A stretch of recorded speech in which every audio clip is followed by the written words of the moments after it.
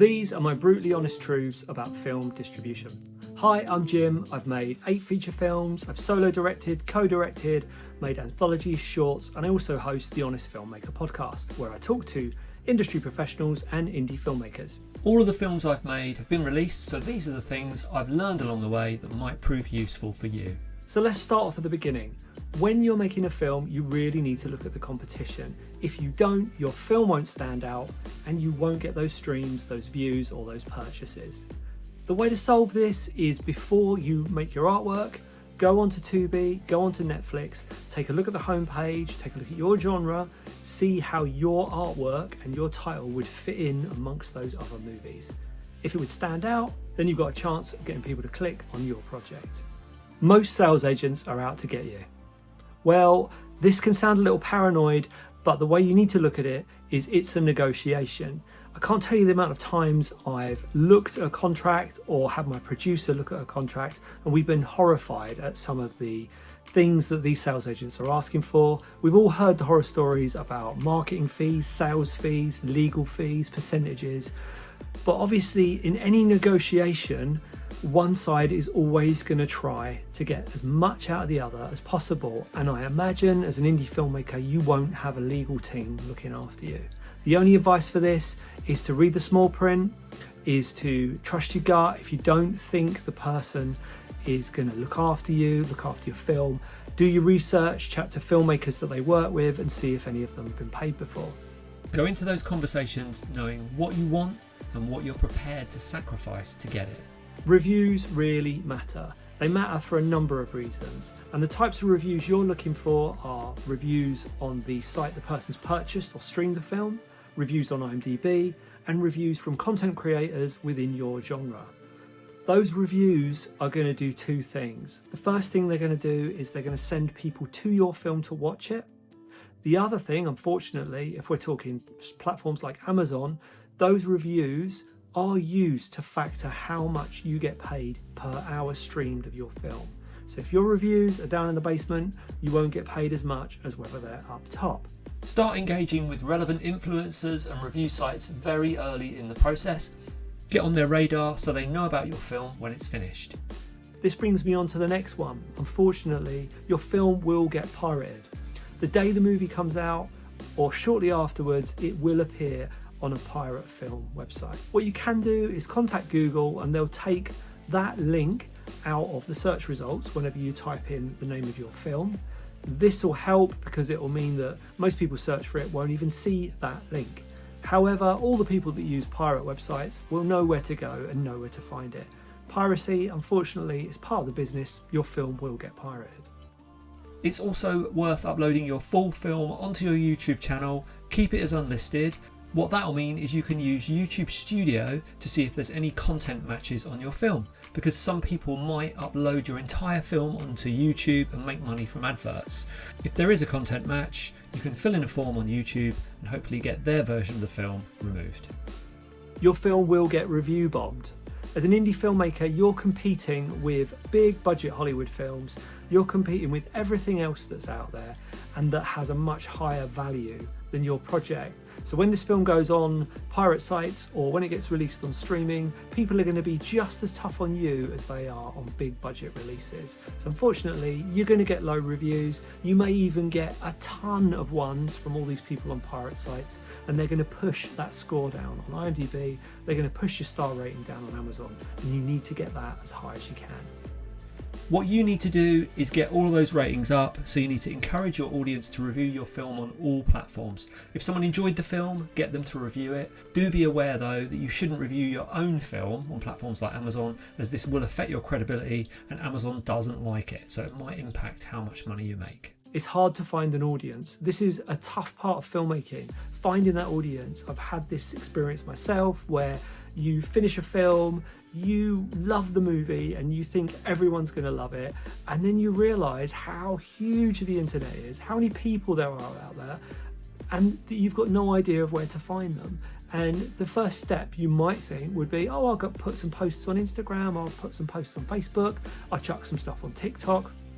But really, all you're doing is screaming into the void, unfortunately. What you need to do is be very focused with those posts, and you need to find those audiences that love the genre you're within. They might also potentially like some of the cast. If you've got a couple of sort of genre names in your film, maybe go after those people. You need to go where those people are, find your audience, and they'll be the ones who'll purchase and watch your movie. One of the ways you can do this, and I have had some success with this, is to go onto Reddit, look at some of the chats on there, look at some of the forums for horror, for example, which is my genre.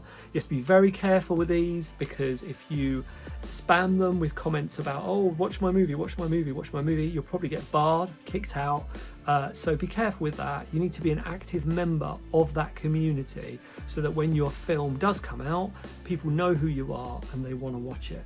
If you can figure out who your ideal viewer is, you can direct them to your film.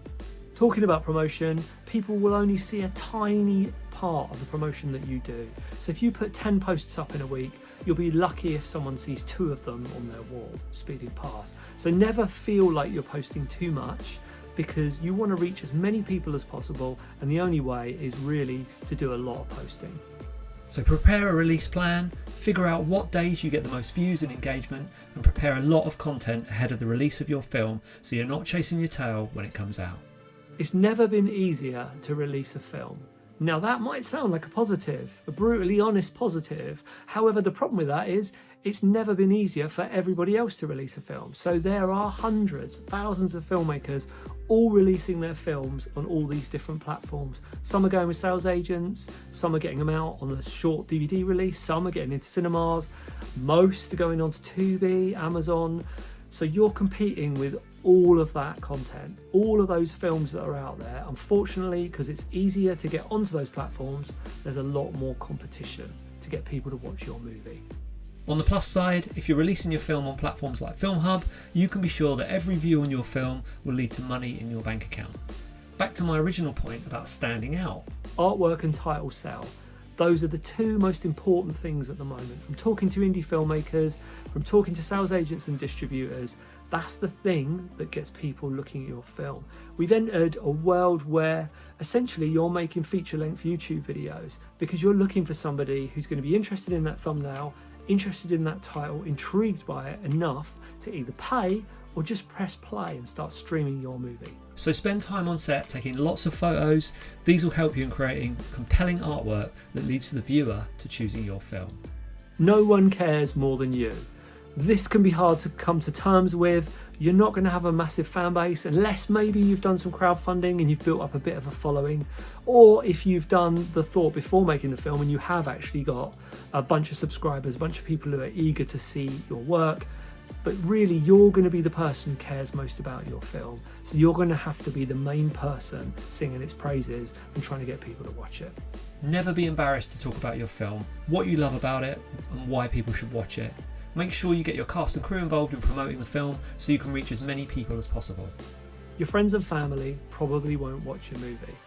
So you may have spent 2 years making this feature film and absolutely love it, but don't rely on friends and family to watch it. Don't see those as easy wins, because they're not. Oftentimes they're harder to persuade to watch a film than they are a genre fan or someone who casually downloads movies or buys movies on Amazon. But don't rely on family and friends to watch your film. You'll need to do more than just promote to them. Find the genre fans, find the right audience, and you'll get more eyes on your movie. But my next one would be cherish the ones that do watch your film. So really cherish those people who go out of their way on release date to watch your film and to talk about it, because they're the people you need to go back to next time. And they're also, if they're fellow filmmakers, you need to return that favour and you need to watch their film when it comes out. Thank them, shout out to them on social media and ask them to share the movie. You probably won't make any money. This is a tough one to hear, but it's true. Indie filmmakers rarely make more back than their budget, which is why a lot of indie filmmakers are going as low as they can with production costs, so they've got a chance of earning some profit. Don't be put off by this. Obviously, you want to make your film. Your film might be the next best thing since sliced bread, so you need to get it shot, but don't rely on that cash coming back. That can be particularly difficult when you're dealing with private investors. You need to be really realistic with what the chances are of them getting their cash back and their investment, and how much realistically they might make on that film. Keep your budget as low as possible, have great artwork, a great title, and spend time working on promotion. Help people find your film, and you'll be one of the filmmakers that do make money from your project.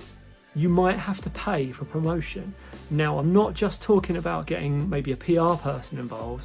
I'm talking about these days you have to pay content creators, reviewers. A lot of review sites now, you need to pay them to review your movie.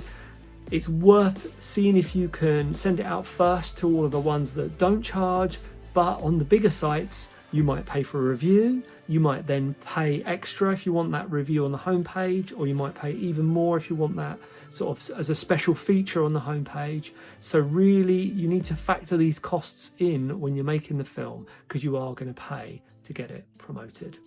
Look for hooks to get media and influencers interested in your project. Share scenes from the film, give influencers and websites exclusives to release, offer them something special. Podcasts are also a great way to have a longer conversation about your film and get someone engaged in you and your story. Podcasts are a great way to have a longer conversation about your film and get someone engaged in you and your story. I hope that's useful. If you've got any brutally honest truths about sales and distribution that you've come into contact with, then please drop it in the comments below. If you're interested, the podcast has a number of episodes where I talk to PR professionals, people who've sold their movies. Some have even got distributors to pay for finance to get their movie made. So do check those out on the Honest Filmmaker podcast. Otherwise, see you on the next one.